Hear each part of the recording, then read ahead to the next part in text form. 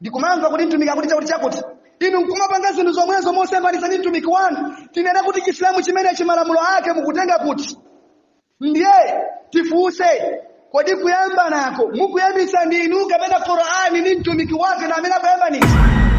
Chifukwa mankhwala ali ku Qur'ani, mankhwala ali ku hadithi, ndiye ino hadithi kubwera simu kukhulupirira, maaya kubwera simu kukhulupirira. Tinene kuti Allah ni mtumiki wake na amene akuyambitsa phokoso pamenepo.